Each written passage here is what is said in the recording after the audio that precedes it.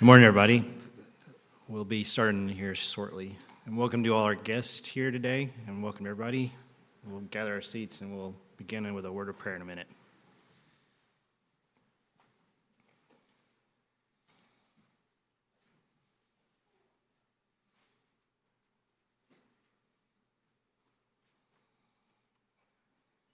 Let's pray.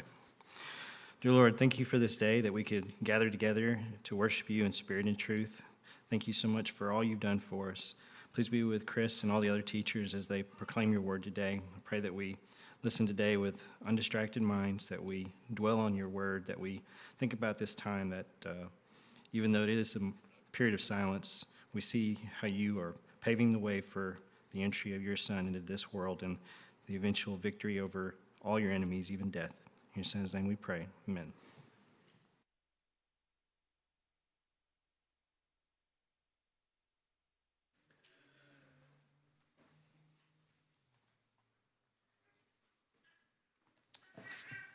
Good morning to everyone. Good to see everyone out tonight. It's again another beautiful morning to come together for Bible study and in just a few moments later this morning to worship God. So we're thankful for that. We're going to be continuing our look at the Maccabees, really into the Hasmonean Dynasty, but I want to make some connections to that here in just a moment. There's some things that we see during the divided kingdom. I'll make some connections there and a couple of points to make here in a second.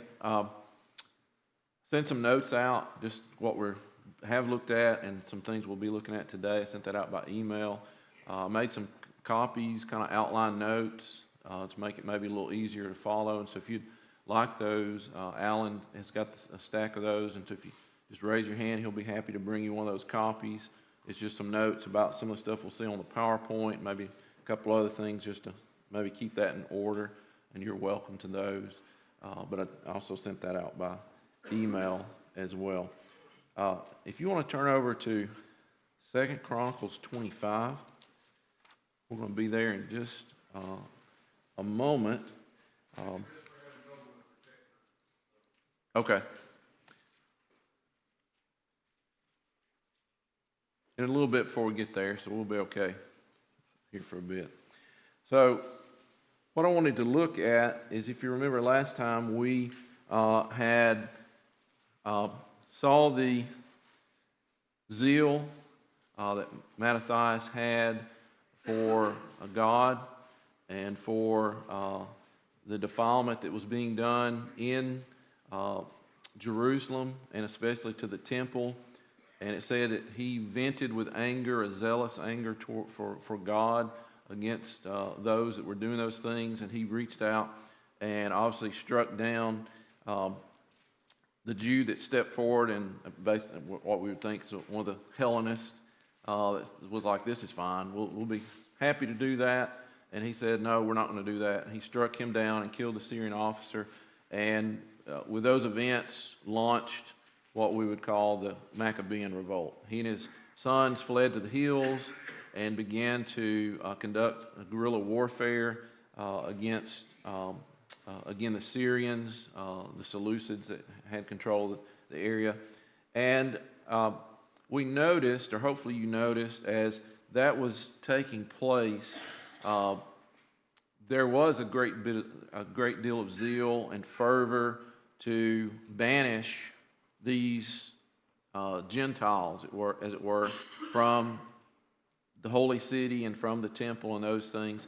But as we see step by step from there, it seems that with each son that we see them getting further and further away from potentially, am I loyal to God? And I'm doing this because this is a defilement of God's will? Or am I doing this because I just don't like these people and I want to be in control? And so when I was studying the last couple of weeks, I thought about Amaziah and the fact, and of course we don't know anyone's hearts. I don't know Mattathias or any of those sons, exactly. Now, some of their actions, especially some of the sons later and some of the grandsons, I feel pretty confident they had not stayed loyal to the Lord. But it says here that Amaziah in verse 2 did what was right in the sight of the Lord, but not with a loyal heart. And it just seemed to me as we get into this period of time, especially as we get into the intrigue of them trying to hold on to power, because with Simon, the high priest, he is able, through intrigue and battle and negotiations, to win an independent state for Israel. We haven't heard any of that today, but he wins that. But what does that really mean? Does it mean so that we can wholly and with a loyal heart serve God? And is this not because we need all this territory, because that's one of their big things, they keep getting territory and territory, but it doesn't seem that they're doing that with the intent of, now we're going to go out and, as it were, preach the gospel. We're going to talk to these people about why this is good to proselyte and become this. Instead, it is, unfortunately, as we see with many of the cultures, I have a sword here, and I want you to convert to what we're doing because you persecuted us, and now it's your turn, and you're going to do what we say with the Idumeans and with some of the others, the Samaritans. And so that really stood out to me. And so as you go into the story of Amaziah, it obviously brings that out, and it gets to the point that toward the end of that chapter, if you remember, that he then does two things that show us that he did not have maybe a loyal heart to the Lord.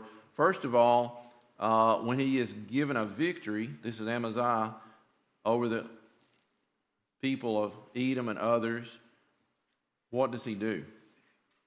Going back to Matt's class here. He wins that great victory, and then what does he take back with him? Their idols. Of those people. And the connection I make is with the Hasmoneans, they win this victory over the Greeks, the Syrians, the Seleucids, whichever group you want to call that. And then they want to be just like them. And they want to act just like them. And then, when that's not the flavor of the month, they're ready to just tie in with the Romans and be, as it were, just like the Romans. And then that'll continue. And then the other part is the connection to the Hasmoneans is with Amaziah. Is then Amaziah decided, I'm going to go after Israel because I'm strong and God's with me. And how did that work out for him with Amaziah?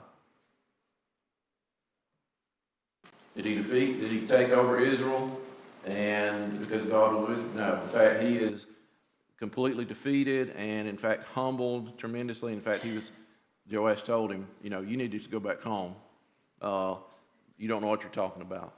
Well, the Hasmoneans, in a similar sense, go to war with their own people. And we see a series of civil wars, and if you read through this history and all, it's terrible to see the thousands and thousands of Jews that are going to be slaughtered over, not because we're trying to get back to worshiping God like we ought to. That would be one thing. It is who's going to be in control, who's going to be in charge. And this is the catalyst. We'll talk a little bit more about the Pharisees and Sadducees on Wednesday night, kind of wrapping things up. But that's the two groups. And so if you will see that, that gives you a little bit more insight when we get to the New Testament about the animosity and hatred between those groups, but also just the power struggle again, and because in our minds we're like, why are they not seeing this? It's because they haven't seen it for a long time. It's not like it's just all of a sudden. It's been embedded in them, ingrained in them, to want to hold on to power and not see the very thing that's in front of them, which is true salvation. Stephen? When you put the maps up there on Wednesday and looking at that territory, that expansion, and then the total loss of it, there's so much at the beginning stages of the rebellion that's steeped in righteousness and righteous indignation, but it seems like it very quickly maneuvers to just power expansion and retention, and whatever we can do to maintain this power so that that doesn't happen again, which involves compromises, which involves, or even the Pharisaical, we've got to so strictly keep the law that God stays on our side, but it just twists everything because maintaining power is the ultimate goal, not serving God. Yeah, and as we'll discover, just with that Pharisaical thing, we'll also discover there some of these things about, okay, I don't, and this is a Pharisee speaking, I don't know exactly, I can't measure empirically mercy and justice and things like that, but I can count out and give this exact amount and show God that I am serious about serving Him, which in turn isn't really serious. Okay, really good point there and all. So yes, here is, again, we're going to go through this real quickly. These are the maps we looked at earlier. Judas the Hammer, Judas Maccabee started. Mattathias kind of started, but Judas was the military commander, expanded their control. Then Jonathan does that even more so. And then we got into Simon, and that's what I was talking about there. Simon, it would seem, is the one that gains, and there's kind of a back and forth about the independence, but for a lot of intents and purposes, it's at about 142 that the Jews would say, we're independent. Nobody's going to tell us what to do. We're in control. And from here, then, they'll launch additional campaigns. And so we kind of talked about that. And then the other thing here, a priest forever until a prophet of God should arise. And I didn't mention this. I had it in my notes, forgot to come back to this. But that should remind us, I think what they're alluding to in Maccabees is God is not talking to us. God is not revealing anything to us. There is no prophet in the land. And what did Amos tell us in Amos? Is it Amos 8? I think that's right. Let me get over here. Yeah, Amos 8:11. Behold, the days are coming, says the Lord, that I'll send a famine on the land, not a famine of bread, not a thirst for water, but of hearing the words of the Lord.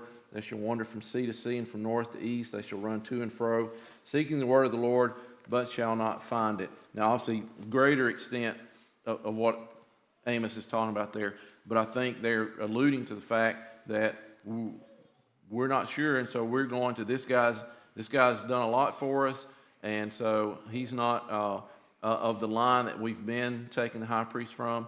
But hey, let's run with this until God tells us something different. And so that's what's taking place. But again, the last point there shows us this intrigue, and again, any means necessary to keep power. And then we looked at, and this is where we kind of left off, John Hyrcanus, his son, then really starts the expansion of the empire, the kingdom. And if you'll notice, two main areas, he's going to go down here and conquer Idumea. And so think about Edomites.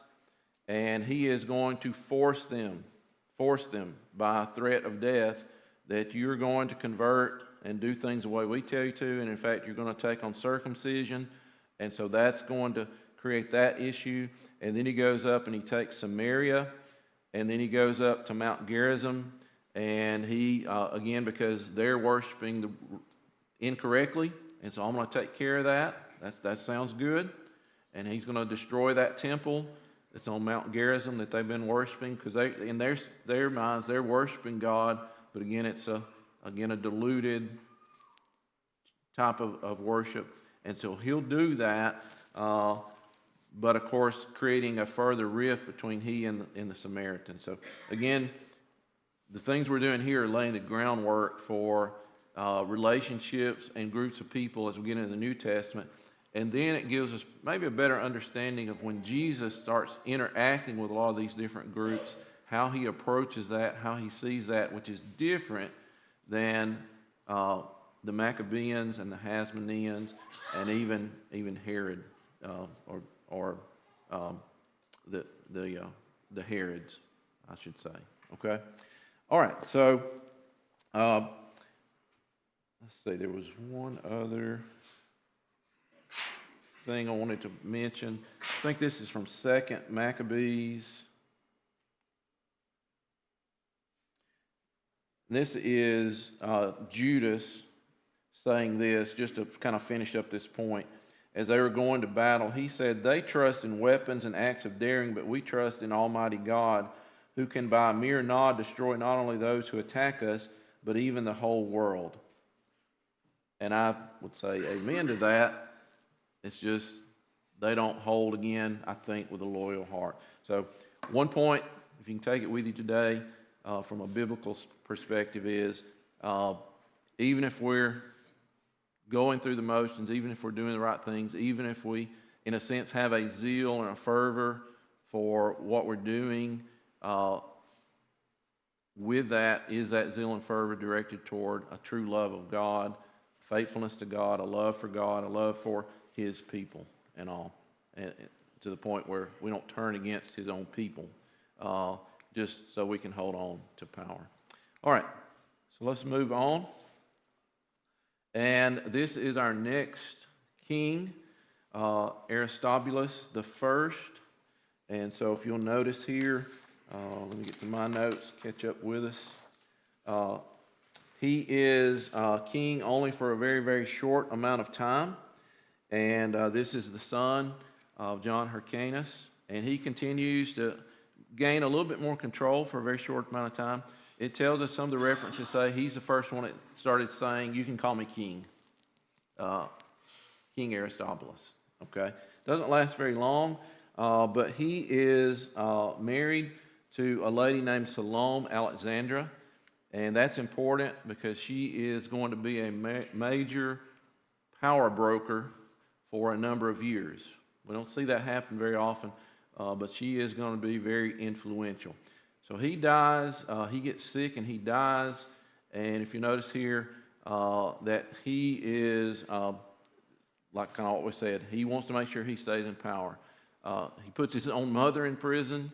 He puts some of his brothers in prison. Some of them die from starvation in prison. He kills another brother in the court. I think they get in an argument and he has him killed. But one of those brothers will survive, and he is the one that is going to be really important in Jewish history, because if you'll notice here, this is looking a little bit like the United Kingdom, right? I mean, this, for all intents and purposes, maybe not exactly, but it is pretty close. We're all the way down toward close to Egypt, and we're pushing up into Syria in those realms. And of course, the main part of what we think of as Israel is under his control, Alexander Jannaeus.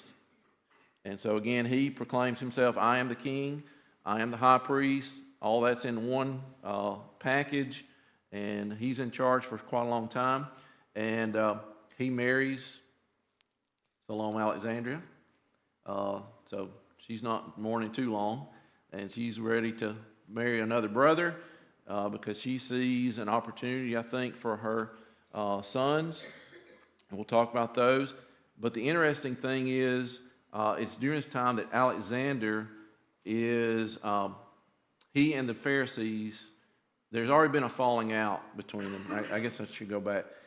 John Hyrcanus and the Pharisees started to separate in their views about how things should happen. The Pharisees, the Hasidim, were happy. We've got the temple back. We've got Jerusalem. We've got the main area back, and we're satisfied, and let's start focusing on that.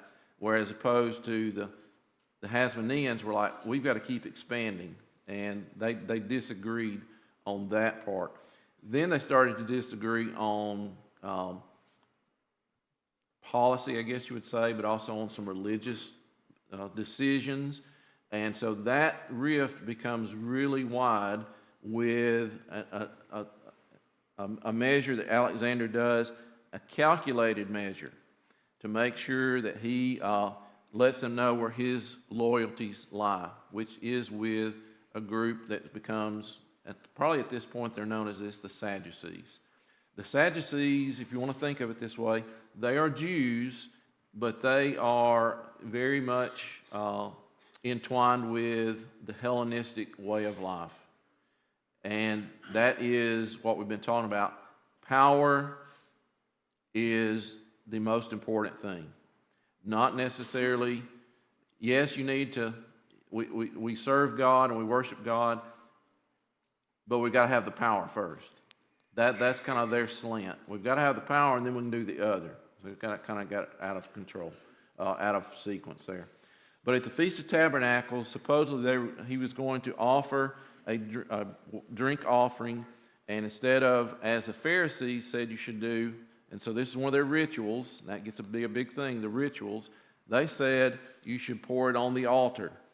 He, knowing that, poured it out at his feet in front of all of them, so they would make sure that he saw them do that. They didn't take too kindly to that, and so they started throwing, as it were, we would say lemons. It's kind of a citrus fruit. They started pelting him with these things. He, of course, I think knowing they would do that, was prepared for this and had troops basically go in and do a purge and killed thousands of Jews. And so obviously we've got a civil war on our hands. So if you notice here, 50,000 or more are killed in this civil war of Jews fighting against Jews over really nothing, okay? Because both sides, in a sense, are not, neither side's really saying, what's God say about this? What's the word of the Lord say about this? It's just, we say you should do it this way, you should do it this way. Civil war breaks out, and here's one of the strangest things. I think it was in Pfeiffer's book. He made this point. Could have been the Waldrons, but they made the point, it is strange what happens in wars.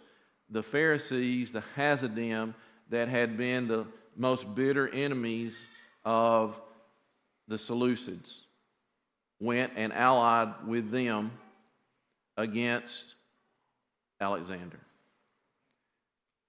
And that is strange. And that support drove Alexander out of the city. But then, as the story goes, they started regretting that decision. Big surprise. And so they went back and said, look, we made a mistake. We want you back. We don't want them because obviously they're the Gentiles. We need you back. And he kind of plays it up. Fine, we're back together. But once he gets control, then he picks out a lot of the leadership and some of the families. And if you notice there, the point, he has crucified 800 Pharisees. Now, that really, and to me, and I think I'd studied this, read this before, but that really brings to mind, again, when you want to create some animosity between two groups, crucify while you're having a feast with your concubines, 800 Pharisees, and he brought in their families to watch them die this way and then had them killed as well. So these people, again, I can't judge completely, but I mean, the evidence says to me, he doesn't have a loyal heart to God.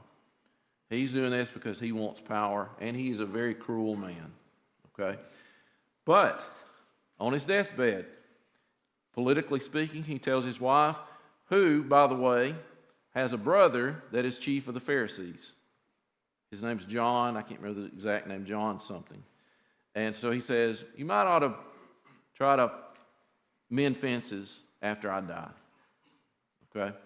And so she obviously, again, I told you, is a power player. She knows how to play the game well, and she will do just that. So in a sense, she becomes queen of Judea for a few years, and while she is doing that, because obviously she cannot, at least they don't go this far, she knows she can't be high priest, so she has her oldest son, Hyrcanus II, serve as high priest. Aristobulus II, the younger son, is the military commander, and she's the queen. And so they're kind of ruling, but the two brothers don't really get along very well, and we'll see that. But she, with her brother, they kind of hold out the olive branch to the Pharisees. But as soon as the Pharisees are able to gain control of a lot of the positions in Jerusalem, they start a campaign of terror. And we read about this in lots of episodes in history, don't we? As soon as you get the chance, then you're going to get your revenge as well. So we can see, again, we're building this animosity between these two groups. So again, they don't get along.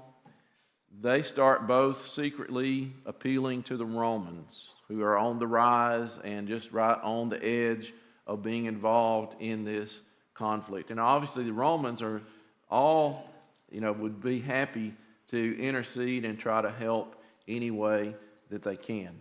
And then we enter maybe a new character here, Antipater, who is Idumean, and Pompey, who is a Roman general, pretty brilliant guy, and he's not only good in battle, he's good at understanding, kind of reading people and knowing how to play the game. That's the way I would say it with Pompey. And so together, Antipater really becomes a friend of Hyrcanus and kind of he's kind of the whisperer. This is what you need to do. This is what you need to do. He's treating you wrong. All these different things because Aristobulus has driven out Hyrcanus, basically, and taken all the power. And so Antipater and Pompey, knowing that Aristobulus is more of a supporter of the Syrians, think this is our guy, plus we can control him. He's easier to control. So we're going to help him. And in fact, when they get the city, this is how resistant they are to the Romans, as it were. Hyrcanus II opens the gates to Jerusalem and welcomes the Romans in 63 BC. So there's not really a fight for the city. The Romans kind of get control of it. But with that, this is the date I usually say from reading it all, this is when their independence ends. So they don't have that independent state even 100 years. They have it for a while. So this is the beginning of, obviously in the New Testament, what do we see? The Jewish leaders and some Jewish groups, what is their greatest desire? It's not a Messiah to bring salvation in that sense, but it's for what do they want? Deliverance from the Roman rule. Yeah, that's exactly right. So this is where that begins, and this is where that builds up, and it's continuing to build when we get into the New Testament period, right? That we have got to get rid of these Romans. But they opened the doors and invited them in. So I want you to understand that as well. They made the alliance and said, come on in, we need your help. And so that's what's happened here, okay? So for all of that, Pompey imprisons Aristobulus and actually treats him pretty nice. I think it's one of those things he might can help me. In other words, the Romans, I've told you this a lot, they like taking prisoners and they like holding on to people for a while in case they might can use them some way. They're pretty good at that. Takes him back, but a lot of Jews are taken back to Rome as well that are supporters of this. And some of the books say this is the catalyst for where we have a pretty large Jewish population, because they're going to get freed later in Rome. And of course that comes into play later in the New Testament. So starting to put little pieces together as we get closer to the New Testament here. Obviously Antipater is going to play Hyrcanus for everything it's worth. He's not in control, but he is in control. Okay? And while he's doing that and whispering to Hyrcanus, this is what you need to do, this is what you need to do, he's always checking, as it were, what's happening in Rome. I've got to stay ahead of the game because there's a lot of things happening in Rome. Okay? So just keep that in mind. So just a map here to kind of get us about to this period of time. So if you remember, we talked about way back when we were talking about the Seleucids and the Greeks and all, Rome was not doing much of anything. About 264, they start to expand there in the boot. And then they have a pretty big expansion there about 146, which again is just a period of time here, the early part of the Hasmoneans. And then they really take off after the Punic Wars and them defeating Carthage and defeating some of the Macedonian coalitions. They really expand very, very quickly. And you can see that there. So by the death of Caesar, we're going to talk about that a little bit leading up to that. So that's kind of this period of time just before it, because he and Pompey and Crassus, if you remember that part of the history, the triumvirate, they formed that, and obviously they get along so well. They trust each other so much, and yes, they're basically at war all the time. Crassus dies, and then it is one-on-one. You know, best on best. Who's going to take the empire, Pompey or Caesar? And so that's what's taking place at this time. And if you'll notice again, way down here, our little tiny Jerusalem and our area has now fallen under the control of the Romans, okay? And we'll go probably not even another 40 years. We get to Octavian, Tiberius, and those Caesars. The map, pretty much this whole map's going to fill in with Roman control, okay? So it's going to be very, very fast what's happening as we move from republic to empire. Okay, what about this Antipater, this Idumean, this descendant of Esau? Well, again, he knew that his most important thing was to know what was happening with this rise of the Romans, okay, supporting the empire or the republic. So when this civil war breaks out, he's got to figure out who do I side with, because right now he's been with Pompey, and then Pompey is killed by the Egyptians when he was fighting a battle there in 48 BC. So very quickly he throws all of his allegiance to Julius Caesar. Smart guy. And knowing that, they find out that Julius, as he gets into Egypt, is in dire straits.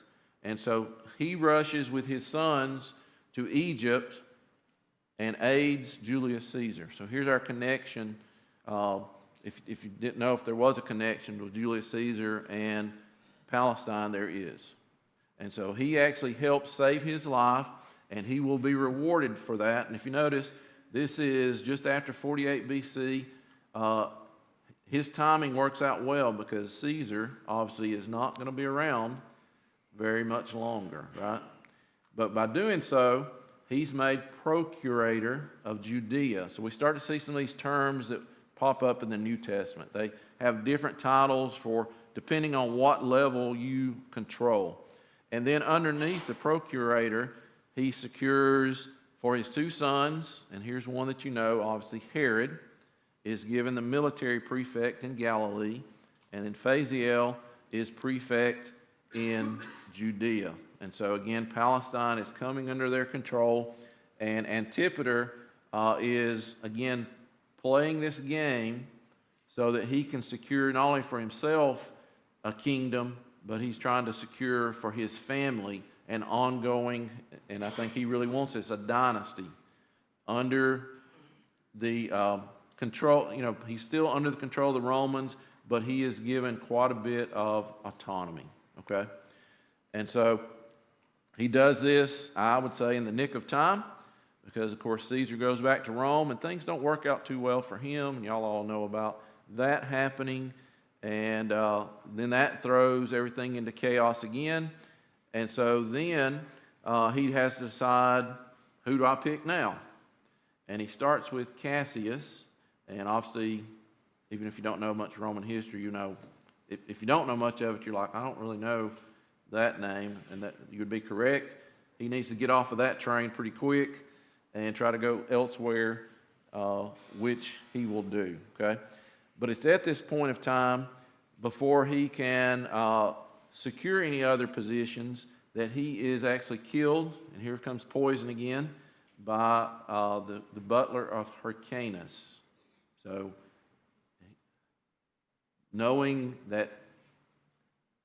basically knowing that Antipater is taking control, this butler, so to speak, thinks this is my way to gain control, and obviously that doesn't work out for him either, okay?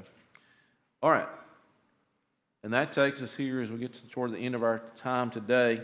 The man that now is in control of this part of the republic / empire is Mark Antony. Obviously, Mark Antony, Cleopatra, you would remember from those folks and all, okay? And so they secure upgrades, basically. They're still in the good graces of Rome, so Herod and Phasael become joint rulers of Judea. And it's during this period of time that, again, the Hasmoneans are going to try one more time to get rid of that support. And so now they've allied with the Parthians. Parthians would be much further east, and they have not been defeated by the Romans. And so they actually come in and do conquer for a really, really short period of time, but it is very short-lived. And it's during this period of time,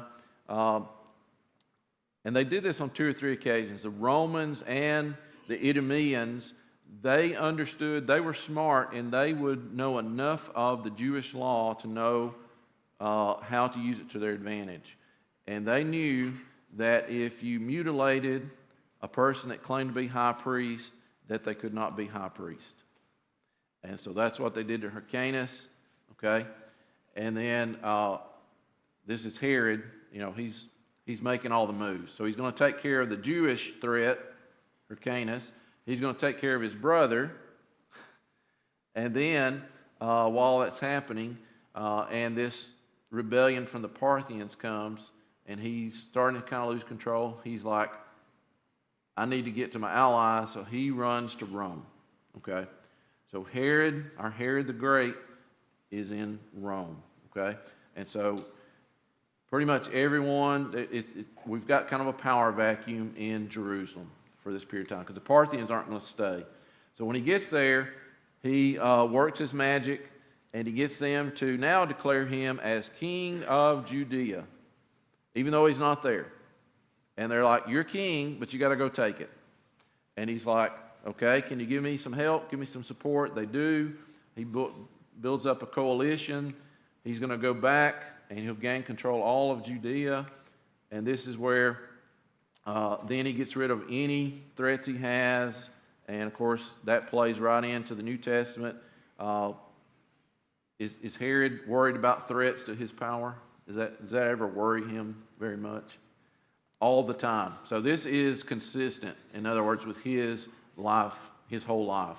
He's always concerned that someone is going to take away his power. And so he's always kind of looking around all the time, it seems. And so it's at that time that Herod takes the title, Herod the Great, from 37 to 4 BC. Obviously, during this period of time, we'll talk a little bit about this Wednesday night, he will do things to appease the Jews, and he's also very cruel to the Jews at the same time. So he will, as it were, renovate and update the temple to a grand scale. And again, he studies enough of the Jewish law to make sure that he can use it to his advantage and kind of play them against each other, and as well as watching for threats to his family, because he wants to assure that his family stays in control of this area as long as possible. So just real quick, I'm not going to go through all this, but here's kind of, as we go into the New Testament, Herod the Great's kind of our link from this period that's been silent to when God is going to start revealing again. And then we've got these sons that take different parts of his kingdom. And then we've got others that y'all notice, hopefully from the book of Acts especially. And so those are some of those folks. And then here's a couple of maps. I think the one on the left is Scott Richardson's, the one on the right's from BibleStudy.org. And if you notice, that's all of what Herod controlled, and then he split it among the three brothers took that. And of course, the one that we are focused on is obviously right here in Samaria and Judea. We'll come back to this map on Wednesday evening. Thank y'all very much.